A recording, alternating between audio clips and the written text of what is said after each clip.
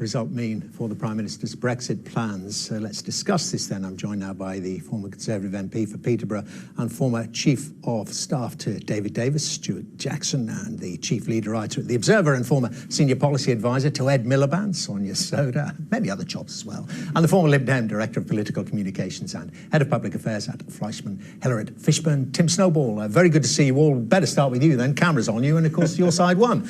You know, that point I was discussing with Jane Dodds, it's a bit confusing in that, you know, she's saying, well, we don't want a no-deal Brexit. You're clear. You used the B word to Brexit in the European elections. You don't want any Brexit. No, we don't. And what's been successful in this election is the Lib Dems taking that clear position against Brexit. It's clear from this election in a seat that voted to leave the European Union that message, that clear positioning, has electoral appeal. It sounds like you're not absolutely clear. You didn't use the, and I can say the bollocks to Brexit slogan very much there because you were aware you were in a Leave seat. You're a bit Laboury, you're a bit nuanced. Well, I'm not sure about that. I mean, I think the party has been pretty clear over 3 years now on its positioning on Brexit. In this election, Brexit dominated the public discourse, and the Lib Dems didn't hide away from a very strongly pro-Remain position. That's our position nationally. It's been our position pro-Remain locally. I mean, okay. that's the reality. You know, the Lib Dems are the one party that has been clear and consistent on that. Okay, Sonia, what's your takeaway, awful phrase, what do you read into this by-election result? It is a by-election and all that, but nevertheless, pretty stunning performance by that alliance. Absolutely. Well, I think there are a couple of things to take away. One is the potential success that a Remain alliance might have, and I think, you know, even though it wasn't as runaway in terms of majority for the Lib Dems as some were predicting, it's still a very, very good result for the Lib Dems, as Tim says, in a seat that voted Leave in 2016. I think also there's some very worrying messages for both the Conservative Party and the Labour Party here.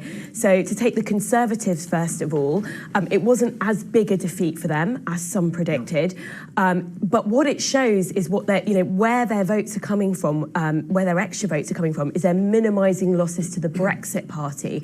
But I think the Lib Dem threat, the yellow threat, is going to be very significant for them if Boris Johnson calls an early general election or if one is the result of a confidence vote in Parliament. So I think there'll be a lot of Tory MPs looking at this result, feeling quite nervous because there are probably, you know, in the region of 30 to 50 seats that are sort of Tory, Lib Dem marginals that could be at risk. Okay, Sonia, I know you're going to go on to Labour in a moment, but park that because you've set it up very nicely for Stewart to come back on that. And that is a problem, is it not, for the Conservative, particularly looking at the 2015 general election result when you so successfully took out many Lib Dem seats. Well, we did squeeze down the Brexit Party, but actually, let's look in the historical context of this by-election. It's actually not a great win by Liberal Democrat standards. This seat has been held, I think, 6 times since the war by the Liberal Democrats. It's not a safe Tory seat. It always was a marginal between the two. Actually, with the Remain coalition, they could have expected to do a lot better. Well, and actually, in a Leave seat, I mean, it's not bad to overcome that. But concentrate on the Conservatives. You know, Conservatives are the government, and that point made by Sonia Sodha. The more you aim at taking Brexit Party votes, the less likely you are to take those Lib Dem, Tory marginal voters. Well, I agree that might be a problem if you had a traditional so-called hard right candidate as Prime Minister, but by any stretch of the imagination, you can't describe Boris Johnson that. He is a social liberal. He is developing a coherent and attractive portfolio of other policies. And that's a strategic problem for the Liberal Democrats because they are hardcore democracy deniers and their only policy essentially is bollocks to Brexit. Once that's done, what are they going to say to a large number of middle ground voters when they've got really no other coherent Okay, well, policies? hardcore democracy deniers. But I don't accept that point, really. I mean, I think this election shows the appeal of the Liberal Democrats in the context of two parties that are tacking pretty radically to the right and to the left. And in that context, the Lib Dems, through whether it's progressive alliances or on their own, will have a much greater opportunity electorally and can reap the rewards of that. And it shows to some extent the dangers of a Brexit strategy that fundamentally will, on Boris's current trajectory, rely on a general election to break the stronghold. Sonia, I want to come back to you because you touched on it. It's astonishing, isn't it, that in a by-election, okay, not traditionally a strong Labour seat, but in a by-election with a government putting up distress flares for the past year or so, that the official opposition actually loses vote share. Is this because of its, I was going to say fence-sitting, but complicated position on Brexit? Fence-sitting is actually a very accurate way of describing Labour's position on Brexit. I think it was a very poor result for Labour. As you say, it's not a seat that they would be expected to do well in. But for the official opposition to almost lose their deposit is really quite extraordinary, I think.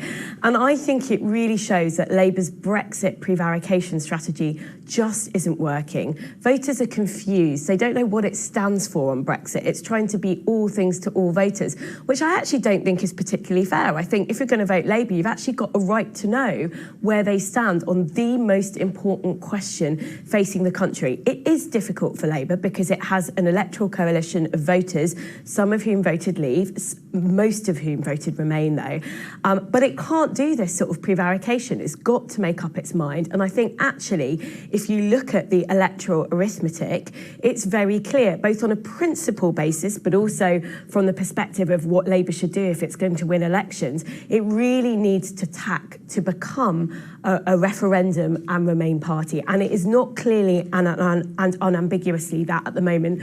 Voters are confused. And I think that's one of the reasons why it did so well badly in the by-election. Then I'll come to you in a moment, Stewart Jackson, but what would that then do, Tim Snowball, to the Lib Dems, who are unavowedly the Remain party at the moment, if Labour did take that position? Well, look, I think in this situation, we've just had an election where lots of parties have put the national interest above their own party interests and stood aside.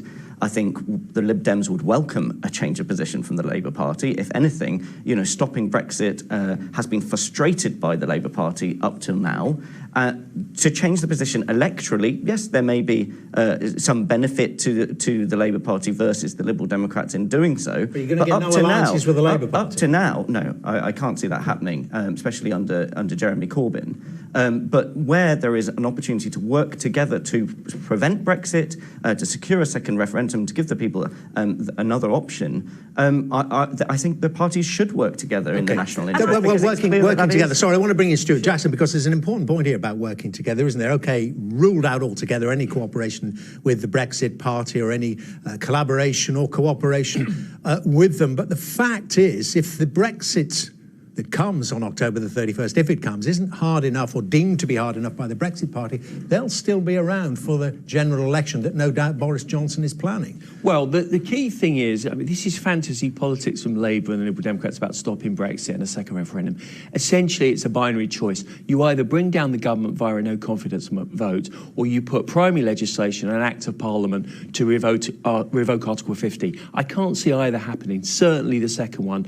Labour does not have a majority, even within the Parliamentary Labour Party, to do that.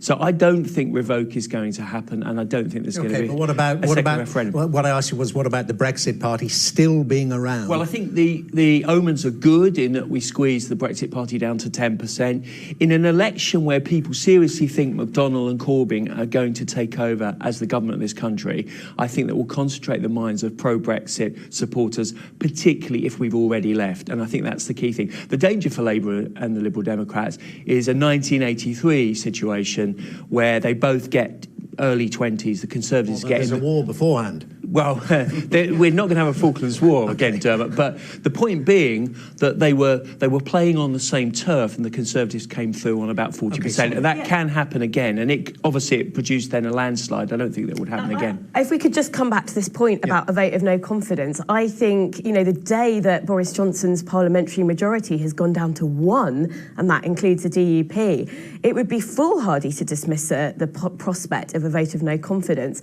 All that needs to happen now, it's true that you might get a very small handful of Labour MPs abstaining in a vote of no confidence or voting with the government in order to see Brexit go through.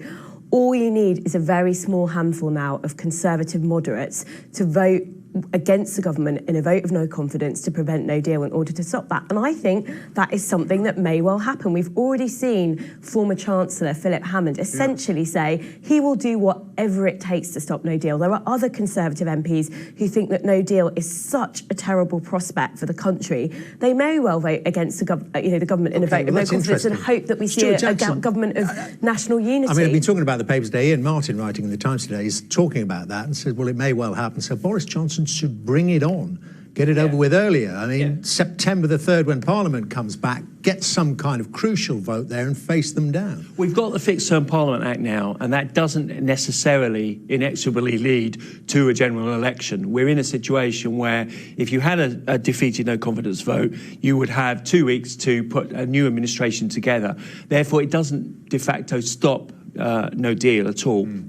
It just concentrates the mind of the electorate at how incompetent many people in Parliament are, having waited 36, 40 months to enact the decision of the people. I agree that he has been on the front foot. He's shown drive and charisma and vision now, which we've been sorely lacking for 3 years. And I think the initiative is with Boris Johnson. With Boris Johnson, I mean, how do the Liberal Democrats and others, how do they actually, through parliamentary process, stop no deal? Well, there's several options. If Brexit is, well, one is obviously through a vote of no confidence, and that could be amended to include a second referendum. The second is through legislation, and if in order to enact Brexit, at least 5 bills still need to be brought through Parliament, and any of them can be amended to offer a second referendum. So there are plenty of routes still available. Parliament. But the one thing the executive has control of the timetable. They're not going to bring these bills forward. But the one thing that is very clear is there is no parliamentary majority for a no-deal Brexit. And in the current context, the only alternative is for Boris to call an election, and this by-election has shown just how dangerous that would be, with the Brexit Party taking away the vote. Tim Snowball, Sonia Sodha, Stewart Jackson, very good to see you all. Thank you very much indeed for your